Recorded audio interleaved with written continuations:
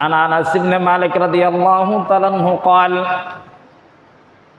لقد رأيت اللباب من أصحاب محمد صلى الله عليه وسلم لقد رأيت নিশ্চয় আমি দেখেছি আল্লুবাবা বিশিষ্ট ব্যক্তিবর্গগণ নির্বাচিত ব্যক্তিবর্গগণ নেতৃস্থানীয় সাহাবীগণ মিন আসহাবি মুহাম্মদ সাল্লাল্লাহু আলাইহি ওয়াসাল্লাম মুহাম্মদুর রাসূলুল্লাহ সাল্লাল্লাহু আলাইহি ওয়াসাল্লামের অনেক বিশিষ্ট সাহাবীদেরকে আমি দেখেছি ইযা নুদিয়া বিল মাগরিব যখন মাগরিবের আজান দেওয়া হতো ইবতিদারুস সাওয়ারিয়া তখন ওই সমস্ত সাহাবীরা দৌড়াইয়া মসজিদের খুঁটির কাছে আসতেন। তো ওই সমস্ত সাহাবীরা দৌড়াইয়া মসজিদের খুঁটির কাছে কেন আসতেন?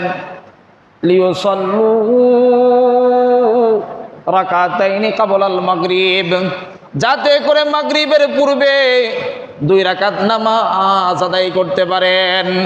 এজন্য হযরত আনাস ইবনে মালিক রাদিয়াল্লাহু তাআলা বলেন নবীজি সাল্লাল্লাহু আলাইহি ওয়াসাল্লামের বহু বিশিষ্ট সাহাবীদেরকে আমি দেখেছি যারা মাগরিবের আজান শোনার সাথে সাথে দৌড়াইয়া মসজিদের খুঁটির দিকে চইলা যাইতো। বলে কেন যাইতো? বলে এই জন্য যাইতো যেন মাগরিবের আজানের পরে মাগরিবের ফরজ নামাজের পূর্বে 2 রাকাত নামাজ আদায় করতে পারে।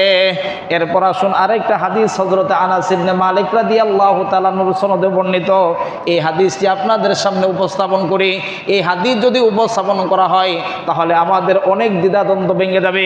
হযরত আনাস ইবনে মালিক রাদিয়াল্লাহু তাআলা বলেন সরকারে দো আলম নবীজি সাল্লাল্লাহু আলাইহি ওয়াসাল্লাম ইরশাদ করেছেন কানা নবী সাল্লাল্লাহু আলাইহি ওয়াসাল্লাম ইয়াখরুজু আলাইনা, নবীজি সাল্লাল্লাহু আলাইহি ওয়াসাল্লাম আমাদের কাছে আগমন করতেন বাদামা তাগরুবুশ শামস, সূর্য অস্তমিত যাওয়ার পর ওয়াকুনুল লাইল, এবং রাত্রর অংশ যখন শুরু হইতো, সূর্য অস্তমিত যাওয়ার পর রাত্র যখন শুরু হইতো ওয়াকাবলা আন ইউসাওয়াবা বিল মাগরিব, মাগরিবের আজানের পরে ইকামতের পূর্বে, মাগরিবের আজানের পরে ইকামতের পূর্ব মুহূর্তে সূর্য অস্তমিত যাওয়ার পরে আর রাত্রের অংশ যখন শুরু হয় এমন সময়ে নবীজি সাল্লাল্লাহু আলাইহি ওয়াসাল্লাম মাগরিবের নামাজ আদায় করার জন্য আমাদের সামনে আসতেন।